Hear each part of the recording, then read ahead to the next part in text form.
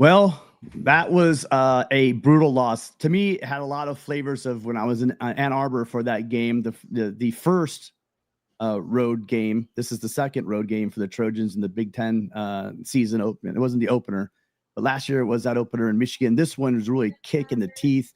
Game was up and down. USC looked like they were out physical the majority of the game. Secondary continues to struggle and get thinner with those cramps by DeCarlos in the second half. But let's face it, you guys, this USC defense has a lot of work to do. They were out physical at the line of scrimmage as well. USC goes down 34-32 on a last-second field goal. Ryan, what are your initial reactions from the game? Oh, man, yeah, a lot to obviously get into. We'll try to start a little positive. Good to see the team didn't, no quit in this team, down what looked like the game was put away in the fourth, and the offense battles back. And the offense made plenty of mistakes on their own, but they still look like a really good unit, I think, overall. Putting up 32 points and had some self-inflicted wounds there. So plenty to build on the offense. Mekhi Lemon, I mean, he is clearly in the discussion as one of the best receivers in all of college football. I think everyone can see that now on the national stage. But yeah, I mean, the defense, you said it, Tim. Obviously, there's some real injuries that are absolutely real. You don't want to take that as a blame, but that's a real factor. However, I mean, it was bad. It was like Alex Grinch bad levels of defensive play. Just defensive line couldn't get a ton of push.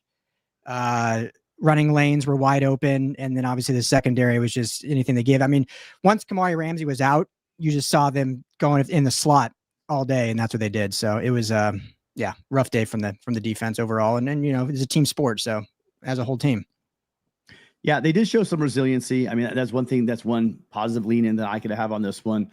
This team doesn't quit. Matter of fact, it just seems like Mayava gets his juices going. When they're down, when they need to drive, he's just shown that, time and time again. But there are a couple of head scratchers at the end of both halves. The first half, I think that was more execution. Saw people talk about Lincoln Riley play calling, et cetera, blah, blah. That's not designed to be a 6-second play, you guys. He rolls out, he throws. I mean, that should have been that was maybe a little more on the execution part, but it does open up this, instead of a quick slant, something quick or a fade really fast, it guarantees you have that second chance and then a field goal. Kind of a weird clunker at the end of that. I think that the turnovers pretty much washed out. I'm counting Reed being downfield on that one play as a turnover to me. That was just brutal. That's just the complete unforced error on a veteran center to be that far downfield on the trick play. Just really, really rough to watch. So those two turnovers for them, the goal line, and then, USC's two turnovers. Jordan had it going in, not at the goal line, but USC got out hot. Let's go back to that. Let's do that instead, right? Let's go back. We'll take you guys calls in a minute. 888-997-4539. I'm going to drop the StreamYard link also in the chat as well. Someone brought to my attention that some of you guys can't call in on your phones. So we'll drop the StreamYard link in the chat as well. But let's start with the 9 o'clock body. That was a big talk going into this game, Ryan. 9 o'clock body clock game with USC. Going to look sluggish coming out. The offense didn't look sluggish, in the beginning, Ryan. They moved the ball right down the field, didn't they?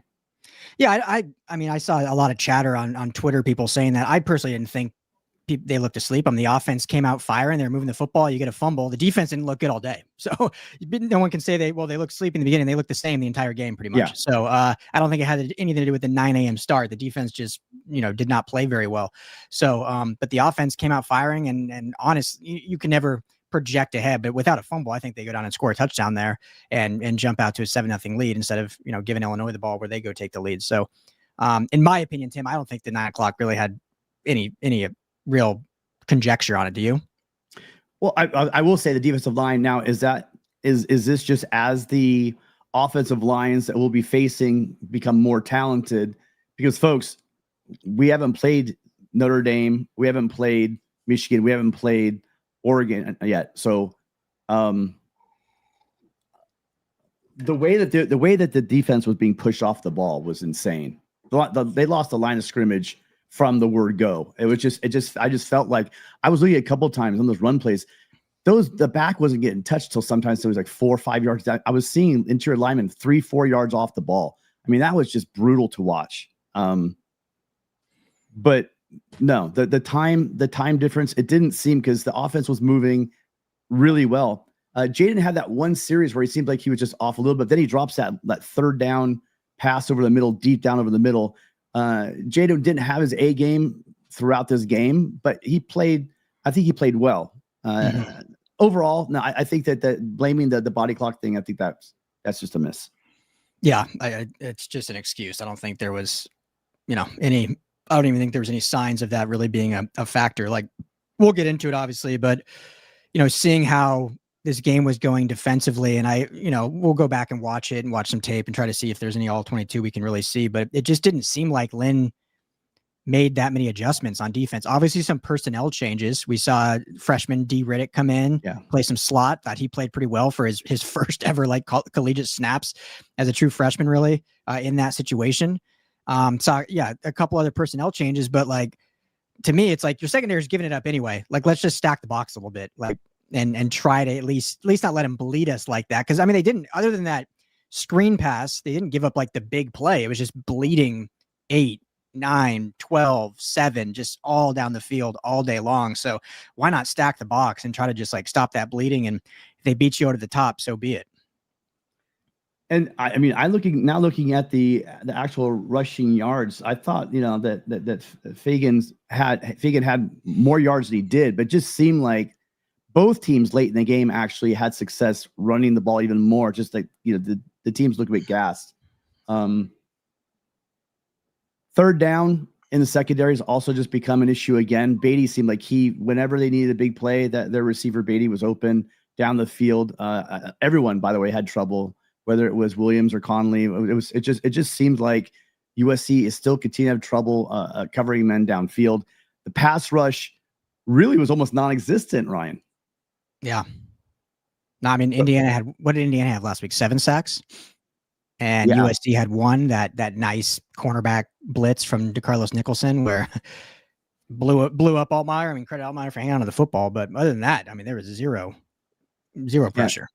And late in the game, where I thought it was going to turn, when Eric Gentry got upfield and on that last drive with some pressure on him.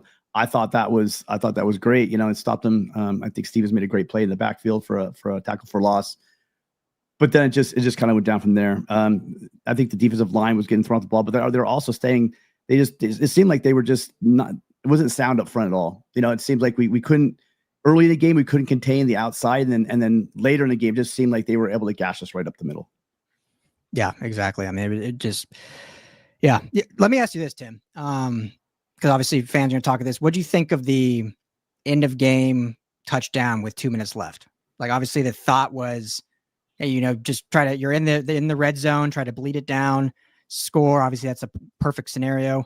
There's the other mindset, hey, you're never guaranteed a touchdown. Just get it done. I have a thought on it, but I'm curious your thoughts. Typically I would say you're down more than a field goal. You take your touchdown when you can get it. That's typical. But the way this defense couldn't stop the Illini, it has to factor in. And I think it was it wasn't Gus, sorry. It was Klatt who said, just run one play. One play, let the clock at least force them to call a timeout. But heck, at the end of that game, they had all their timeouts down the stretch. It was SC calling the timeouts.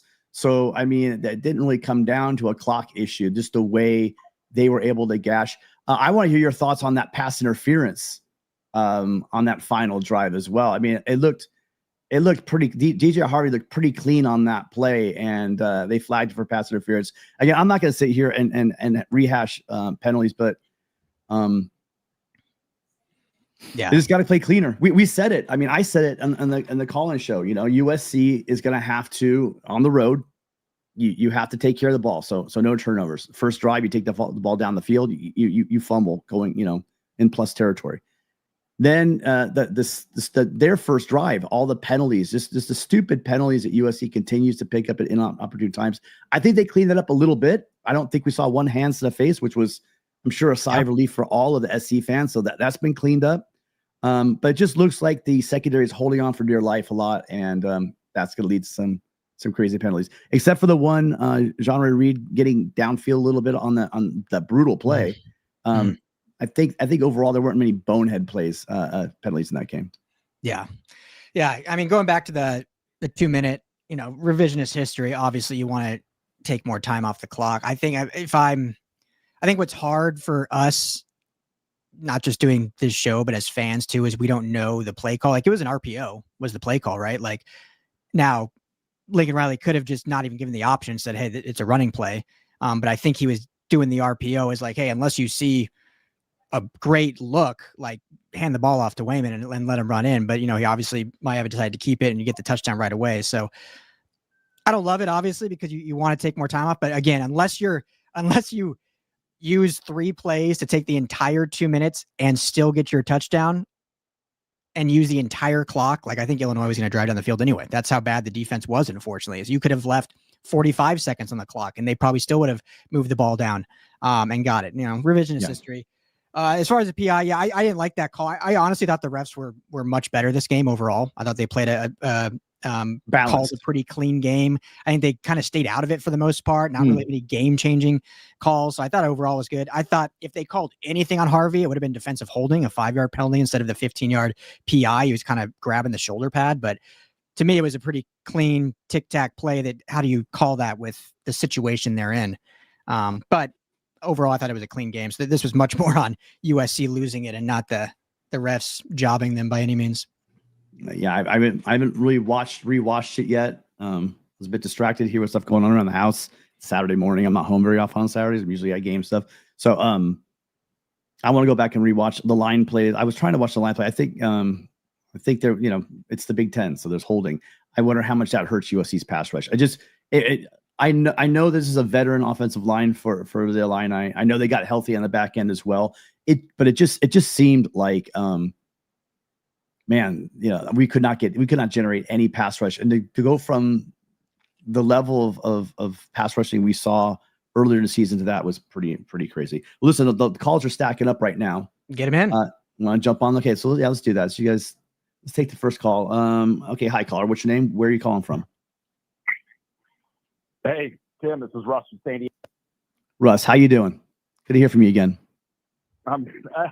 Yeah, good to link up again, man. Doing okay. I just like to piggyback off what you're cohorting here. Like, I think, the revisionist history about the 2-minute drive, like, obviously in a perfect world, buddy, including the coaching staff, including Lincoln Riley, would prefer to, punch it in the end zone with a second left. But, we're down Elijah Page. We're down Killian O'Connor. The offensive line, what held up today, it wasn't doing what I would call good. I think it did an adequate job. That some of its deficiencies today were masked by the fact we were calling to all parts of the field.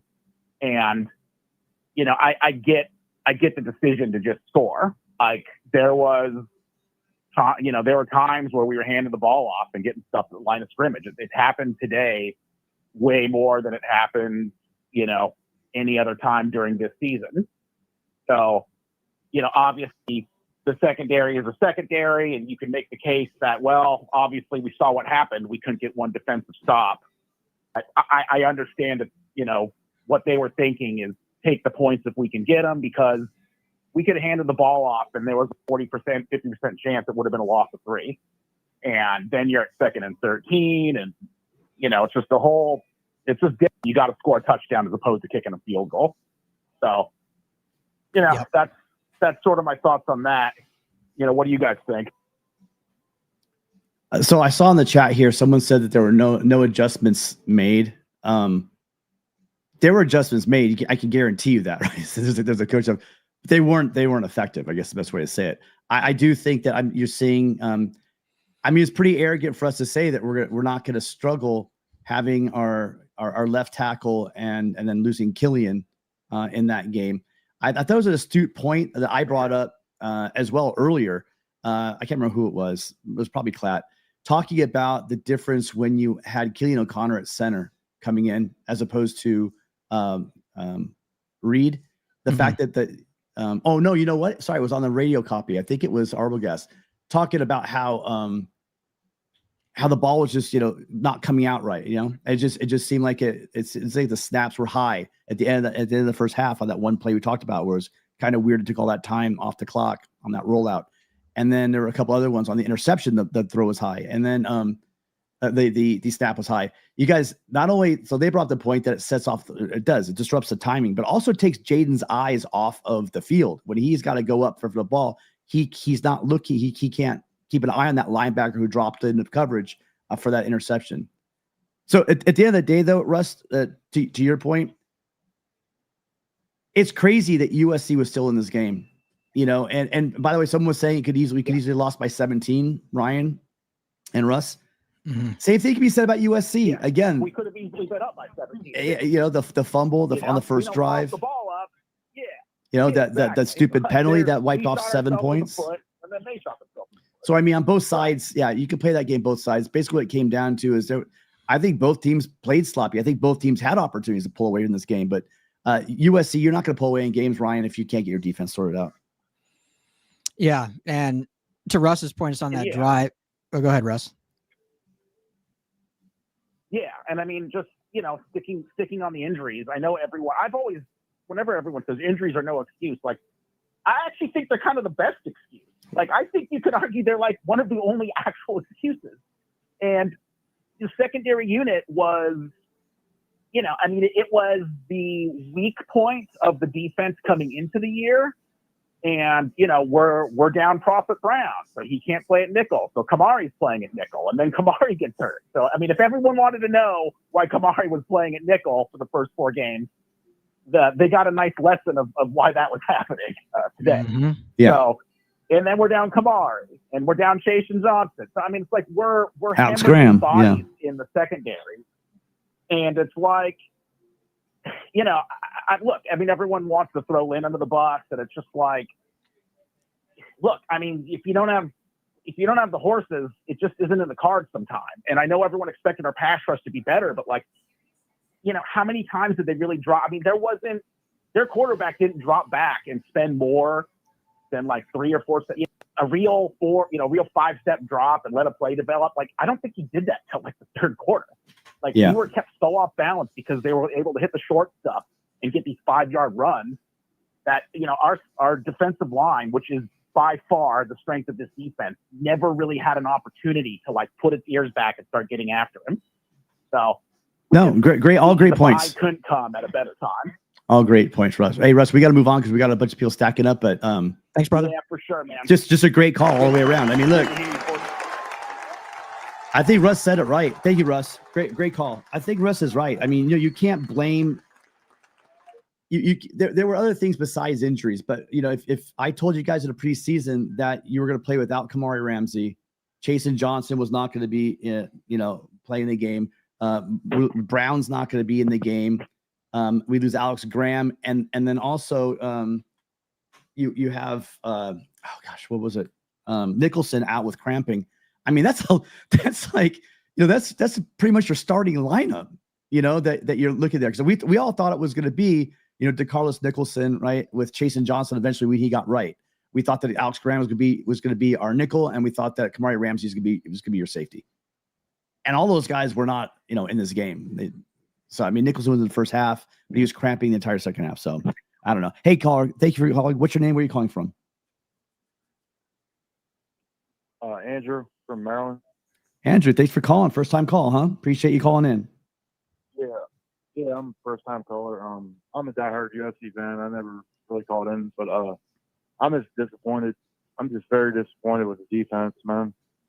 It just really let me down. Like I'm impressed with how good the offense played with this and the 2 linemen, and Lane being like 50% probably.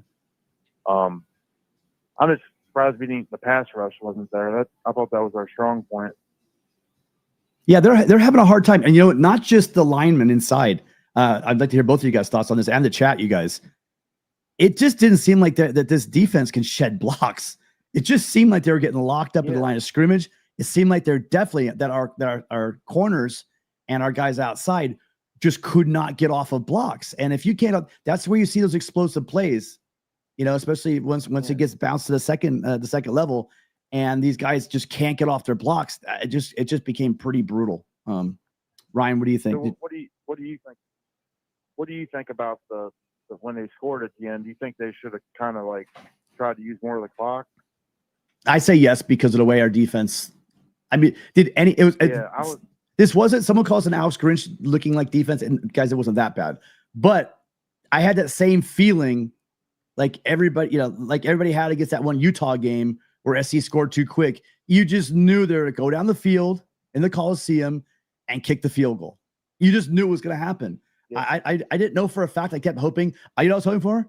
I was hoping for an interception or a turnover because I didn't see us stopping them on downs. Yeah.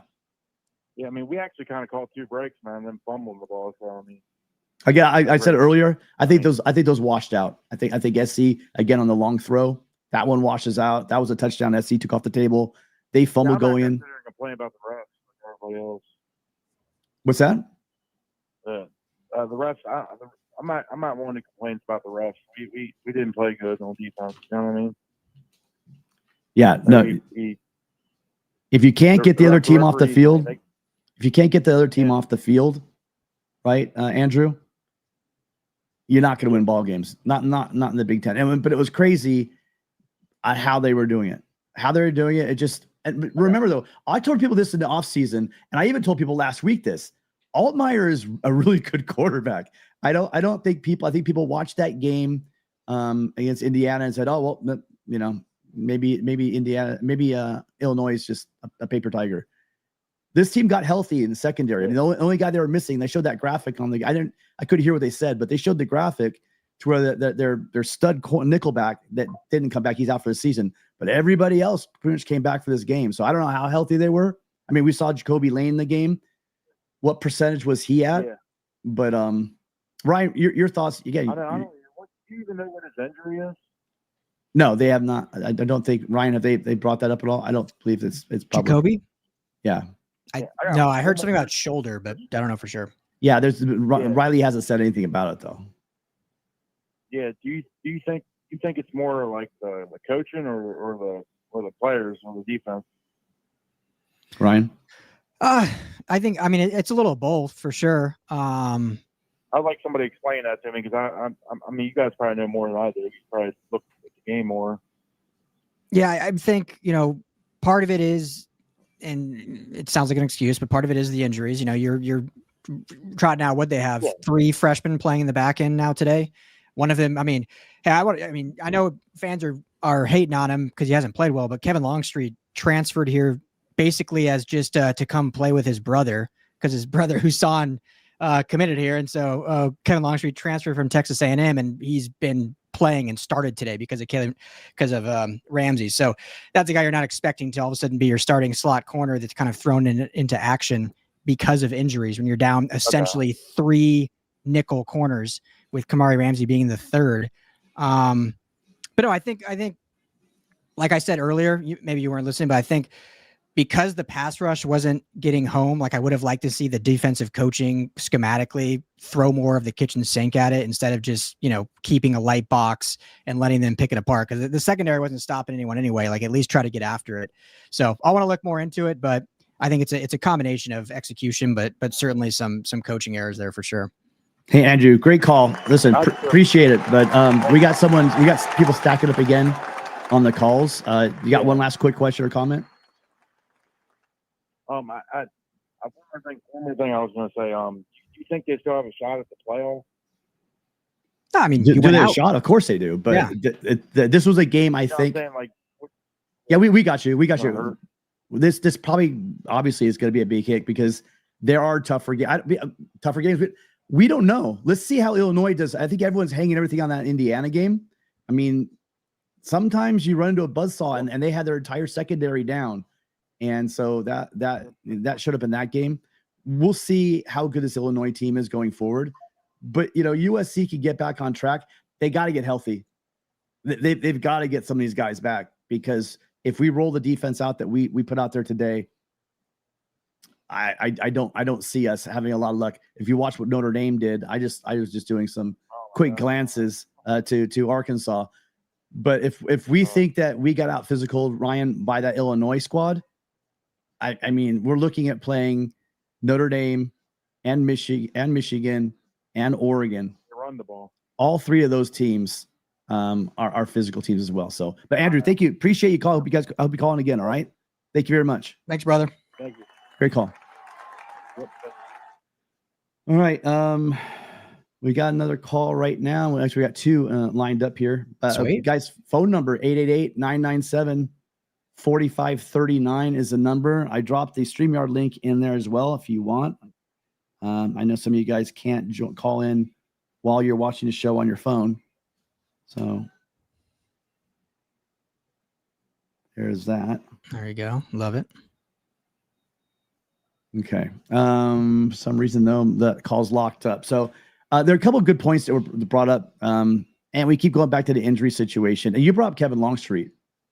Like, did anyone here think that we would see Kevin Longstreet? Do you think, I mean, Kadarius Rick got a lot of pub, from the coaches say how great, excited he's playing, et cetera, et cetera. But looking at that secondary shows you how thin and how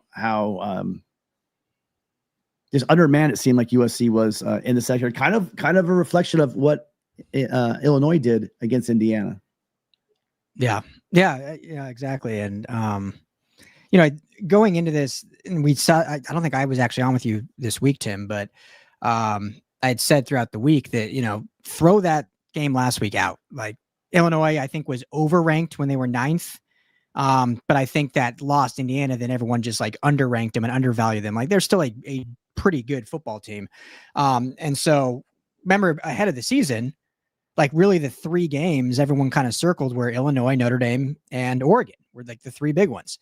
And then after the Indiana game, everyone kind of threw out Illinois as like, okay, it's going to be an easy win. Now, I still think USC absolutely is the better team and should have won that game and beat themselves in a lot of areas and got manhandled in certain areas. So, I mean, that's on them. It's not like Illinois is this playoff caliber team, I don't think, but they're not some like scrub team. Last week this is why it's a week-to-week league, right? You see what happens. Illinois looks absolutely horrible last week. They talked about the broadcast ad nauseum. We know about the 63 points, and the very next week they come back and dominate. So go ahead and get to that next call. Looks like. Yeah, we got Preston here. All right, Preston. I recognize the number right away. I called Preston. You guys, make sure you check it out. Preston's Paradise. Preston has his own channel, but I know Preston. I'll give you a long runway. What are your thoughts on the game? Yeah, man. Definitely a rough one. I'm hurt, man. I'm hurt. But yeah, I'll say a couple of things, man. Definitely worst case scenario for us today, right? Secondary that couldn't stop anything. That coupled with not being able to stop the run, not able to get to the quarterback. And yeah, there's no way you can win a football game like that, man. There's just no way. We got gifted, some fumbles from above from the football guys, and turnovers kind of evened out. I thought the offense was excellent. Proud of those guys, but yeah, man, the defense was just not there. As far as defensive line on the interior, the block shedding is terrible. Not able to get off blocks for sticking to guys like glue on the interior, and weren't able to get to the quarterback. There's no way you're gonna be able to win a football game like that. So I got to watch this film, man. I got to, kind of regroup a bit. At the end of the day, though, this is a ranked loss on the road against a ranked team. And, we got 7 more games to go. So not the end of the world. We got a bye week. Then we got to deal with Michigan. So, we could definitely bounce back. We're definitely banged up. But, yeah, man, that secondary it scares me a lot. The technique is very bad. Talked about it a few days ago, man. Corners aren't finding the ball in the air. They're reaching for everything. And it's just tough, man. I thought we might have been able to get a little lucky today at the end of that game. But I don't know, man. It's unfortunate, but we gotta move on and keep trucking. It is a ranked loss, but the way this is going to be viewed after last week of Indiana, the way that the AP poll just was dragging their feet with SC. Look, they're feeling justified right now. USC is going to be launched out of the top 25, probably somewhere deep into the receiving votes category. I don't know how knowing how the pollsters go, but I saw Braylon Shelby, who I've been high on the whole year, just kind of disappeared in this game. Again, all season he was able to he would just stack those and then stack and shed and just make a tackle all year long. I don't, where was Silver? I didn't see a lot of Silver as well. Even Cam Crawford, I didn't really see the guys that have been making an impact in this game, really making the defense shine, because we knew there were issues on the back end, but that was mitigated by the pass rush. And when the pass rush was neutralized, Ryan, we saw what we got. Yeah. Yeah. I just don't know if what we'll look back on is, and for everyone, I see a lot in the chat, like the season's not over. I mean, college football is so different nowadays. You don't got to go undefeated. I mean, everyone before the season said if this team wins 9 games, that's a good year.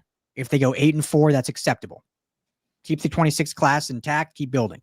Now, I think it's because the way they lost and the way the defense performed that makes this sting so much more and feel like it's a lost season, because let's be honest, Tim, if this defense plays like this, they're not going to win 8 games. Like, they're going to win probably 5 or 6 games if the defense is, because they're going to come up against better offenses and tougher environments down the stretch, obviously on the road in Eugene and in South Bend. So that's probably why a lot of people are feeling that way. But from a record point, I mean, this is come out, respond against Michigan, get back on track. But in terms of the defensive line team, this is what I want to know. Like, we talked all off season and even these first 4 games about these dudes up front: Jade Abisari, Keyshawn Silver, Jaw Jarrett, all these different bodies. You mentioned the edge guys. Obviously, Jakeem Stewart, I thought, played well when he was out there, the true freshman. So what was this, a just mano-a-mano dudes getting beat? Or was this a schematic thing where it's like there was just no creativity from the defensive line standpoint? Because we've seen some awesome stuff in the first 4 weeks, Tim. It's a different stunts, different guy. We saw Anthony Lucas blitzing from the center, like doing like a cool stunt around. Like, I don't know if, and again, it's hard after the game just ended. Like, I just don't know if there was none of that and it was just like front line guys getting beat, or if it was more of a schematic thing, no creativity, trying to keep things in front of them. So that's the questions that will need to be answered over the next 2 weeks until Michigan. Yeah, they had Lucas like almost stacked like in the linebacker, back as a linebacker, and then coming and twisting with the linebacker, and then getting home a lot. I mean, or at least putting pressure on. I didn't see a lot of that in this game. I don't know. Maybe because they were able to run the ball so well. I don't know. I mean, they were gashing SC 5 yards a carry, 5 yards a carry, especially on first down. Heck, that makes it really easy, and it makes it really hard for a defense to get you off the field if you're getting 5 yards on the ground every damn series, So it was like, I think someone tweeted out, I think Connor Morissette tweeted out, I think it was an Illini tweet, that in the first half, there were 0 tackles for loss, in the first half for USC. USC had 1 sack in this game. And it felt like the pass rush was just completely ineffective. I've got someone waiting 31 minutes on hold right now, Preston. And I want to hear your final thoughts, though, before we move on. Yeah, I mean, like Ryan was saying, and like you're saying, like, hey, man, running the ball is all about will. It's all about want to. They weren't really doing anything exotic, like with running the ball. They just running it up the gut and popping off 6-7 yards a carry with Fagan and with these other backs. So, hey, this is going to be on film. Michigan's going to see this. Oregon's going to see this. Nebraska, everybody's going to see this. So that's how they're going to try to beat us off top. So appreciate you guys, man. Fight on. Fight on, Preston.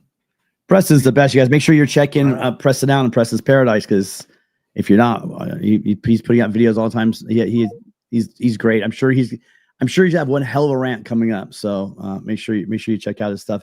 I will say though, on the film, if these guys want to check it, if you do have your future opponents, they're not going to see a lot, because Jacoby Lane will be back. I mean, Jacoby was at like, what do you think? He was at 60% or whatever? I don't know, 70% in this game. Mm-hmm. He'll be back at full speed. I'm more worried about what's going on as far as our line's concerned. I'm kind of worried about, when do we get Elijah Page back? Is 2 weeks enough time to get Elijah Page back? That's going to be a big question for you, because I don't think people realize how much we miss Page in this game. The run game, we were averaging like 3 yards a carry. I'm gonna look at the stat right now though. We did not. The difference in this game, if you want to ask me, is they could run the ball at will at USC, and USC just could not. It's weird at times in spurts. USC was running the ball good, but overall they were averaging like 3 yards a carry, about 2/3 of the way through the game. Yeah, USC averaged 3.7, Illinois averaged 4.9. And they got some of those. If you guys remember, the last couple of drives USC had, it looked like because Riley stuck with the run, it looked like that the Illini were a bit tired later in the game, and they started getting some bigger runs.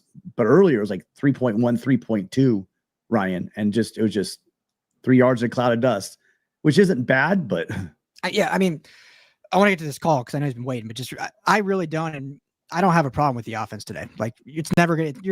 Anyone thinking the offense should score every single possession, flawless, not like you're going to run into adversity. You're going to have things. So I don't have any problem with the offense. There were some mistakes made. Obviously, 2 turnovers, not good. You got to cut out the turnovers.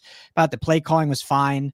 Overall, we talked a little bit about the end of the game, clock management. We can talk more about that if people want. But I thought the offense was overall fine on a road game against a Brett Bielema team. It's all right now about, the overall team, the culture, and this defense. So, but go ahead. We'll move on from that for now. Yeah. We got a call coming. So, hi, caller. Which name are you calling from? Hey guys, I'm Johnny from Nashville, Tennessee. Johnny, hi. Thank you so much for calling in. Appreciate you. What's on your mind? So I was at the game. I left at the end of the third quarter, going through the cornfields of Illinois right now, trying to go back home. And I left the game early, just like I did last year when USC was at Minnesota. I left at halftime. Once again, this defense gave me some flashbacks of last year's team. The discipline wasn't there. Unfortunately, Kamari Ramsey was missing. He definitely seemed like a missing link. Like he would have that backfield a little bit more aligned. It would have been a great game if the secondary would have responded and helped out the defensive front, because the defensive front definitely needed it. As I've seen in the past games, the defensive front has kind of cleaned up for the secondary with the QB pressures and the sacks. But this time, when the defensive front needed the secondary to step up, they couldn't, and so they were both having issues. As I'm driving, I'm asking myself, how would that fourth down that Lincoln Riley went for in the first and second quarter, how would that have played out if he would have gone for 3? I know that all those are what ifs at this point, but it would have helped out. And then I'm sure you guys have already talked about this. Once again, I was just trying to listen to you all, but I was in the call for so long that I didn't hear what you guys talked about. But my last point would be the clock management. Those last 2 minutes, I was looking through the app and I was seeing that SC has scored on the 2 like right at the 2-minute warning, 1 minute and 50 seconds or so. Yeah. And I told myself, wait, now what's going to happen? Now Illinois has a lot of time to respond, and they did as they had to do. They ate up the clock, and that was that. But I think that's all the points that I wanted to hit. I mean, other than that, the offense was.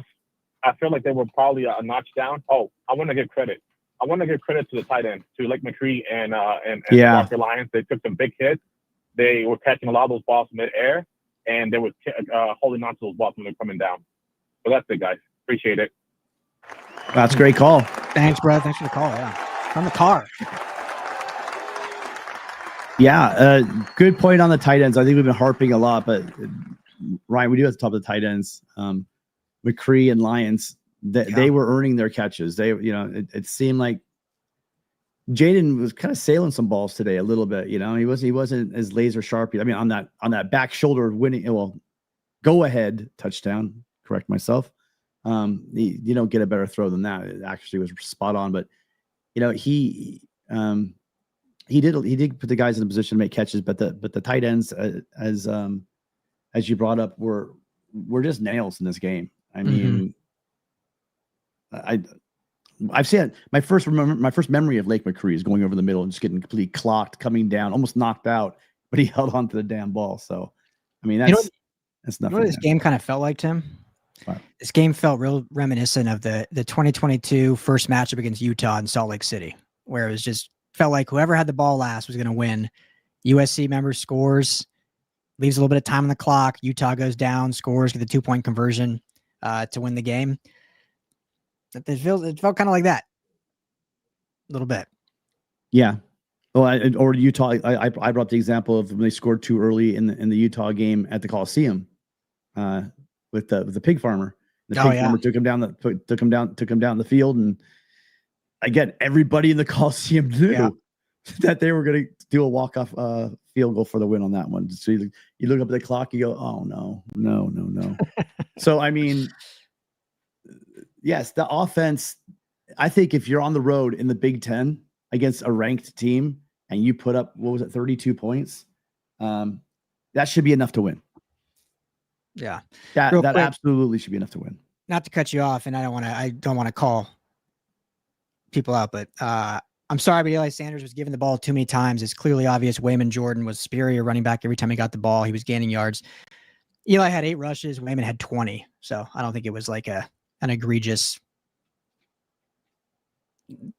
That's just me. I think that's a fair split carry, 20-8. If it was like, 14-10, I'd get your point, but 20-8, they were obviously leaning heavily on Wayman Jordan. So I think that the split carry there was fine. He did rush for 1.8 yards per attempt. But yeah, well, I'm with you. Not every carry is weighed the same. Yeah, not every carry can be equal. Yeah. Right. So I mean, just looking straight at that, but I totally agree with overall the comment. Wayman Jordan is the guy. I just want to put the stats out there because sometimes we say things with emotion. It's like it was a 20-8 split, not a 14-12 or something like that. So. And I did like the fact that they did not, and now twice now, coaches have a tendency to have a short leash and a quick hook for a running back that puts the ball on the ground. I mean, you've seen it. You've seen Riley do it. You fumble the ball, you go into the doghouse. But I think they're well behind. I think they're behind Jordan, and it showed. They put him right back out there after that early fumble, and he played well. It's kind of weird. We have 2 people. We have some people saying that they agree with it. Some people saying that they they're behind Wayman Jordan. Other people are saying that he's terrible. Get him out of there. Earlier in the chat, I saw guys. We just got to slow down a little bit. Again, I can't say it's enough. I think the truth in this team is a little bit between where we were rolling that hype train early on, and we saw the cracks. And I said, I tweeted out. It was exposed. We were exposed. When you play good teams, your deficiencies show up, especially when you're shorthanded. I mean, having 2 starting linemen out, having a green dot guy. Someone I'm not sure if you, Ryan, or someone else brought up the point that Kamari Ramsey not getting people lined up and stuff. I mean, these things do factor in. And USC, if they can get healthy, is a dangerous team. If USC cannot get some of those guys on the defensive back end, if we can't get Elijah Page, to me, Elijah Page, I mean, as well as the offensive line did in this game, and as well as they played last week in the second half, this is not the same offense without Elijah Page at left tackle. Make no mistake about that. It changes the whole line. So getting them healthy, but also getting the defensive secondary healthy, I think could change a lot of things. But I still got the question mark is, you guys, our front 7 was healthy. Where was our pass rush? There wasn't it. No key players. The healthiest unit. That's the healthiest unit. And 1 sack. I mean, I haven't looked at their stats yet, but I mean, it looks like Desmond Stevens led everyone with 9 tackles, 4 solo. Gentry being Gentry, 8 tackles, 3 solo, 1 forced fumble, huge forced fumble. And Conley was getting picked on, but Conley at the goal line was nailed, stripping that ball out on that first strip. But do we have any calls waiting, Tim? No, okay. We lost 2 calls while we were. No, that's fine because I wanted to ask you. So, what's your thought? Everyone in the chat seeing it. Obviously, every loss this is going to come up as it should.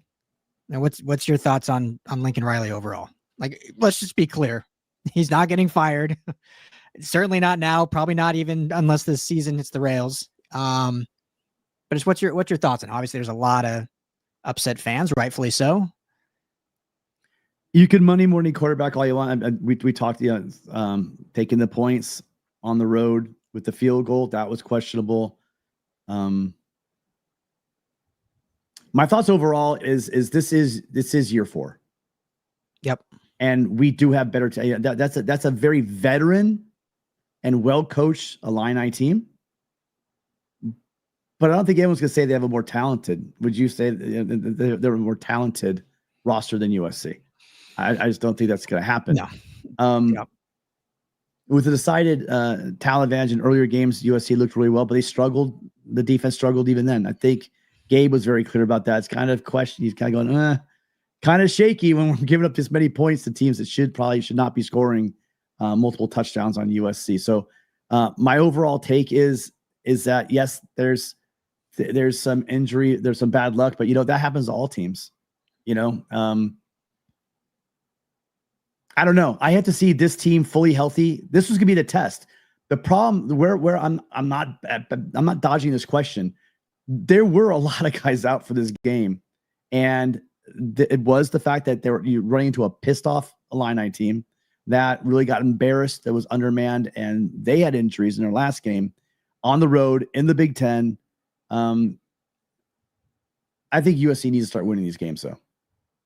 And the buck stops with the head coach. So yeah, Riley's got to be the first one in the crosshairs. Or you lost this game. This was a game that you were favored. This was a game that you probably should win, even with some of the injuries.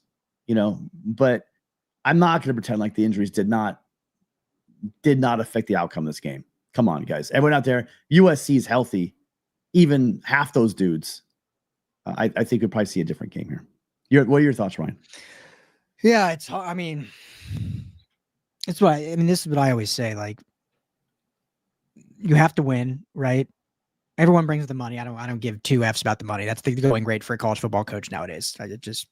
Every decent coach is making $9 million plus. So I get tired of people bringing up the money. Like, maybe he's not getting fired because of the money, because the buyout still, because it was a 10-year deal versus like a 6-year deal. That's a conversation.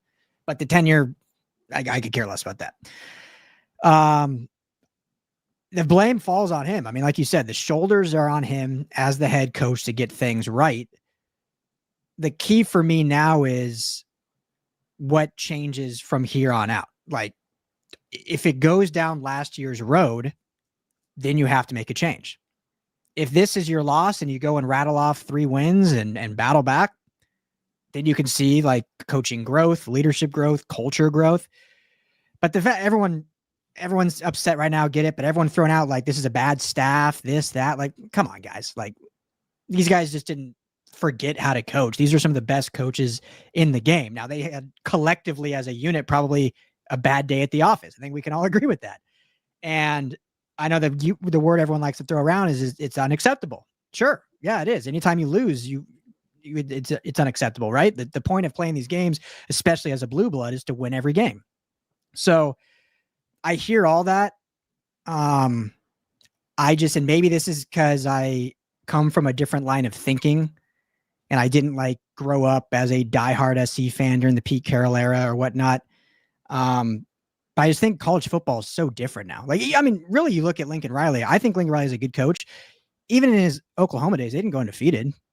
They were like 10-2 teams, 11-1. Mm-hmm. Big Ten was kind of a different conference. But gone are the days of like Nick Saban's Alabama, and we'll still see elite teams, obviously. But Ohio State lost to Michigan last year and won the Natty. Like, how do you respond? That's what I want to see now. Like, let's forget last year. Yes, this is year 4. Yes, this loss is not great. Illinois is not some bum team, but you still lost, and a game you probably should have won. But let's see how you respond now. Then I'll make more judgments. Then I'm not going to make judgments on the 5th game of the season. Yeah, like I said, there's too many missing pieces. Integral. The guys that are missing are some of the best guys on this team. Elijah Page, NFL guy. Kamari Ramsey, NFL guy. Jacoby Lane, NFL guy. The missing pieces that they have are serious. And the secondary is guys, you're talking about 4 guys that were expected to start. When everyone did their depth charts in the offseason, they did have, the for the guys that aren't playing right now, they were penciled in to start. Chasen Johnson, Alex Graham, Prophet Brown, Kamari Ramsey. Those guys didn't play in this game. So we'll have to see. USC is going to have to get healthy. I don't see them beating Michigan at home without those guys. They're going to need to get some of the defense guys back, and they need to get Elijah Page back. I mean, I really want to know when Elijah's going to be back, because I think they're going to need them with that Michigan front seven. They're definitely going to need that offensive line we saw early in the season. So they rattle off wins, but see, here's the problem: losing to Illinois. Before, all they had to do was really just beat, one out of the three. You know what I mean? You just beat Michigan, which I get going into this game. I felt really comfortable about the Michigan game. I still do, to be honest with you, especially if we're going to get some guys back. Mm-hmm. But after we watched today, I'm going into South Bend and going to Eugene. Those are two places that are tough, that great Trojan teams go up and they struggle and lose, going to South Bend and going to Eugene. And sometimes great teams go there and play undermanned, underdog teams in those places and lose. Both those teams are solid. Don't let the two losses of the Irish fool you. They were in both those games, and those against quality opponents. So USC is going to have their hands full going into South Bend. I really do hope we get to see USC at full power against Michigan, because then we'll know what we have, Ryan. Yeah. If we see a game like this with the full squad, that's when the questions. At this point, talking about Riley and his tenure, I think it's just pointless, really, because we really don't know a lot. We really don't. Yeah, exactly. I mean, I'm judging on this season right now. Like, we're in this season right now. How do you respond? And, right now, I don't even care about Notre Dame. You got to go get healthy on the bye, get right, pick yourselves back up, and go dominate Michigan at home in front of a sellout crowd. So that's the focus right now, is, how they respond to the Big Ten boys they lost to last year. Hopefully there's that taste in their mouth. And the big scary thing, though, is I talked about injuries, but again, the one unit that really was absent today, there are no injuries along that front seven. You have Eric Gentry being Eric Gentry, and we say this every week. Eric Gentry's gonna be Eric Gentry, and he does every single time. But early on in this game, I didn't see a lot of Eric Gentry like you normally do. So, they're gonna have to do some soul searching. I'm sure that I tweet this out. The film study tomorrow is gonna be pretty interesting. That's secondary. That's gonna be a long and brutal film study when they go over some of the breakdowns in that defense. I mean, who are you going with on the back end? Let's say they do. I mean, we already know Chasen Johnson's out. DJ Harvey didn't play much until the last drive. I mean, they're not playing DJ at all. They're the staff's not high on DJ. He's pretty far down on the depth chart. Yeah, they brought him in because I don't know what happened. Braylon Conley has been hit or miss, right? Braylon, but especially on your secondary, you want consistency. I mean, on your offensive line and in your secondary, those are two. Quarterback obviously as well, but that's where you need to be. That's where you can't make mistakes. You know what I mean? It's almost like we saw it. How many explosive plays do we see? You didn't set the edge of that big ass running back goes running down the sidelines, on that play. There were some missed tackles a lot, and I can't get over enough. These guys in the secondary, they have to get off their blocks. They're getting locked up, and they're turning an 8-yard play into a 70-yard run, an 8-yard swing pass into like a 50-yard pass play. They got to get off these blocks. They got to shed it and make the tackle, because that was a big part of this game as well. Running on first down and an inability to shed blocks. I mean, there you go. That's your issue with your secondary. You're going to give up some yards. You know what I mean? When your pass rush is not getting home, but you can get off a block. That's not on the defensive line. So that's just one. They're out physical, Ryan. Yeah. Well, I mean, they're going to have to, if this is what the secondary is, right? Until proven otherwise. So they're going to have to schematically do something up front to either, I don't even know if make it easier on them, but just essentially take them out of the game as much as you possibly can. I don't know if you play mesh concepts or what, but they're going to have to change something drastically with how this is going. You hope the first 4 weeks were like growing pains, but it was just as bad today. So obviously, this is kind of what the unit is. And I don't bring this up because I think Jaden Maeva played bad remotely. I think he played a good game. But I was just, let's switch the speeds up. We're being so negative. I really did like seeing those long street packages they came in. He came in a couple of times. Get ready to see more of that. I think that's gonna be a good change up they're gonna have throughout the season as well. But your thoughts on that, Ryan? Yeah, about the long street packages. Yeah, just get the defense, on their heels. And the thing about that, you guys, is not the play itself, but it makes the defense in game week to have to prepare for that, so that takes them away from press. So anytime you can throw those wrinkles into the game, it's going to help you defensively. So yeah, I mean the second snap he got, that nice little RPO, they ran down all the way to the goal line there, almost got in for the touchdown. So yeah, it's a fun little wrinkle to throw in there. Why not?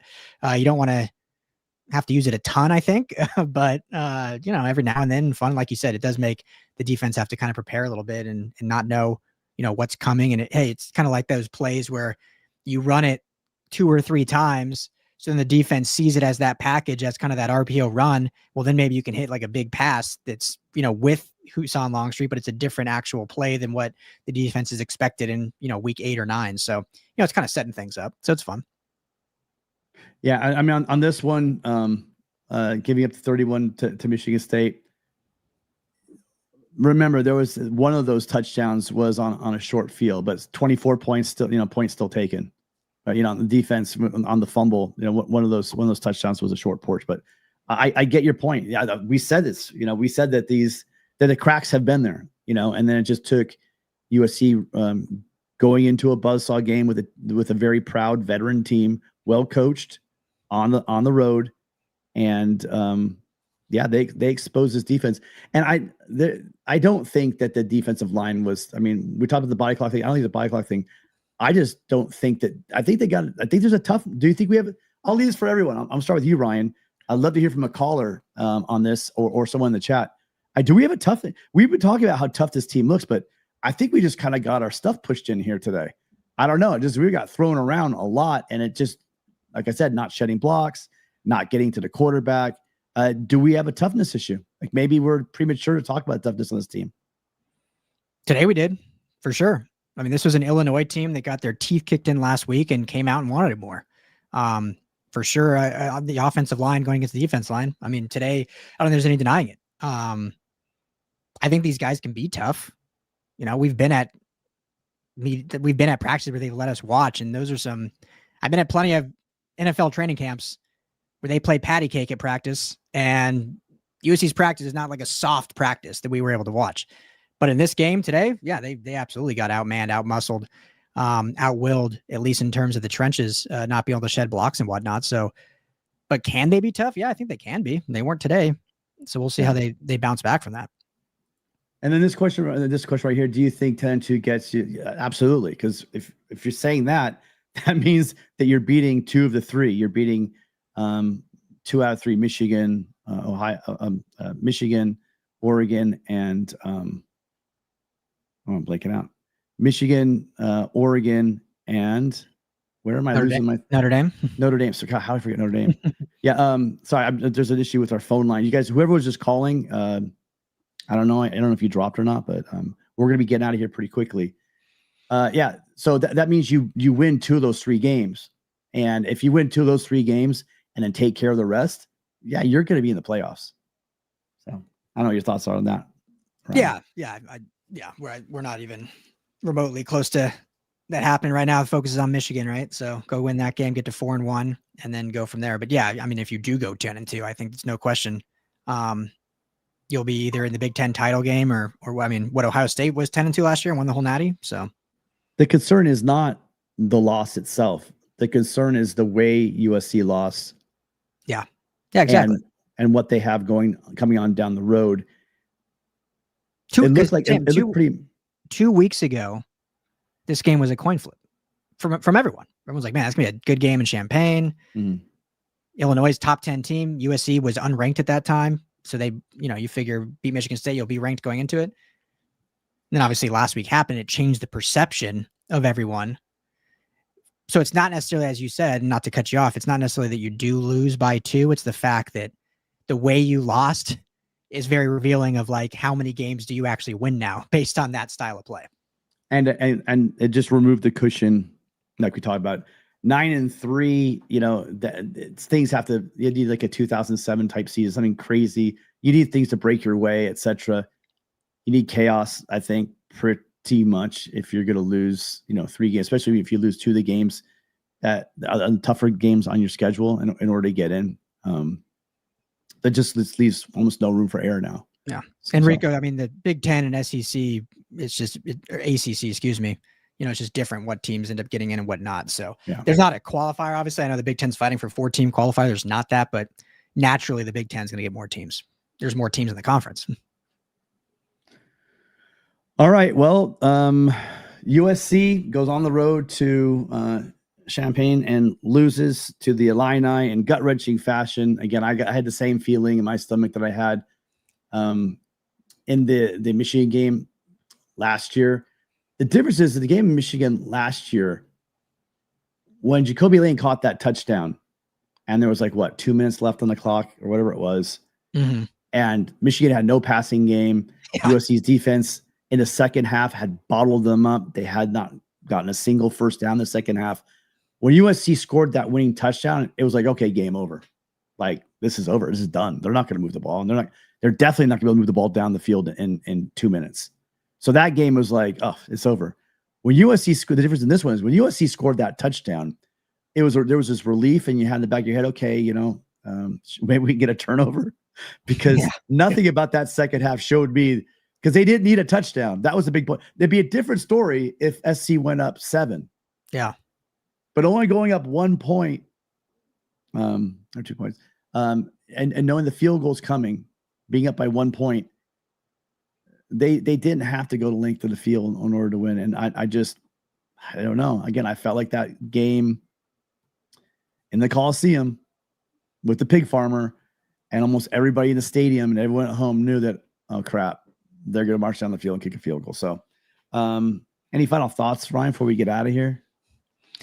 No, I think we hit it all. Thanks everyone for hanging out and venting, and I'm excited to see how this team responds. I think this will be a fun opportunity for bounce back and see what they can do moving forward the rest of the season, and how they can improve upon things, and how this defense improves. Because what's so interesting, Tim, and this will be the last thing I say about the defense, is last year's defense played good in spurts. The issue was depth, right? Like they just ran out of gas in fourth quarters. Everyone always, we're not going to even bring it up, but all the, the losses at the end of games was just, you run out of gas, you run out of depth.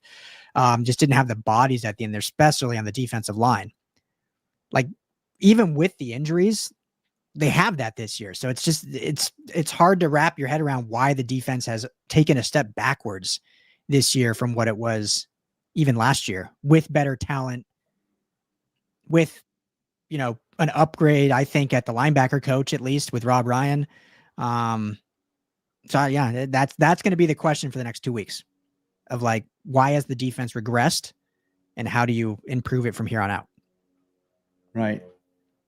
Yeah. And so a couple of really quick things. Fight Andre, thanks for being here. The Illini won by 2. I was saying USC went up by 1. Yeah, went up by a penny. It was they were up by 1, and then a field goal wins the game was my point. I know you guys are getting confused about the 2.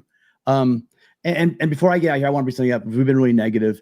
I talked earlier about how EG just shows up every single game and just puts in just a great performance. I think we got to talk about give Makai Lemon his flowers in his game. Early in the third quarter, I think he only had 4 catches, but I think he got 10 catches at least. I think 11. The go ahead touchdown was 11th touchdown. I don't want us to look back on this season and know that we squandered a season where we had guys like Jacoby Lane and Makai Lemon and look back on this season because of maybe whatever the reason is on defense, that this offense, 32 points should be more than enough to win on the road in the Big Ten. And so that's my final point on this. I'm not going to harp on it. I know USC went limped in there injured. I knew that we were running into a team that was upset, pissed off. Road game. The thing Lincoln Riley went out to like everyone wanted. He got there early, they got on the plane. They went out there early to acclimate. But it just seems like this defense. I want to see this defense when it's healthy, and I hope that's not. And I hope that's not when the games are. I hope that's not when the season's already over and USC's lost 2 or 3 games. I really hope that this team can get healthy. They get the bye week this week. You got Michigan at home. You guys, if they beat Michigan at home, it almost resets the whole season. I think everyone would have been happy with splitting the road game to Illinois and then the home game in Michigan. I think that most people that are being practical and objective about the season would be happy with that scenario. And I think if USC comes back, they get healthy, get these pieces back. I mean, at the very least, Kamari Ramsey, getting him back should be huge. Elijah Page. If we get both those guys on both sides of the ball, I think that we see a different football team, especially at home. USC plays much better at home. All right, yeah. Ryan, I think that's going to do it for us. Appreciate everyone being here. Thank you guys so much for the calls. Appreciated calls today from, where's my list? I had a list here somewhere. I know for a fact that we got a call from Preston, that's for sure. Andrew from Maryland, Russ from San Diego. Johnny, thank you for calling in. Oh gosh, I'm blanking on the last person who called in.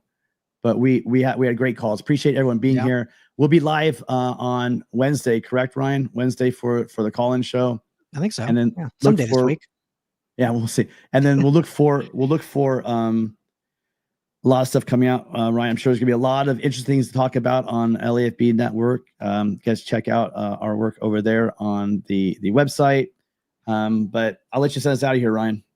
Yeah, always good to be with you, Tim. Thank you, everyone, for hanging out with us. And it was a nail-biting game. We'll see how this team responds. Excited to see the response over the bye week. And let's get healthy, have some fun, and pack the collie in 2 weeks. Except, unfortunately, as Tim, I'll be at a freaking wedding, fall wedding, missing the game. So, so everyone's got to carry the torch for me, I guess. But yeah. So, all right. So again, USC loses in gut-wrenching fashion, last-minute field goal to the Illini. Bye week next week. Hope to get right in the following week against Michigan. You guys hang in there, and we'll see you next time. Bye, Dom.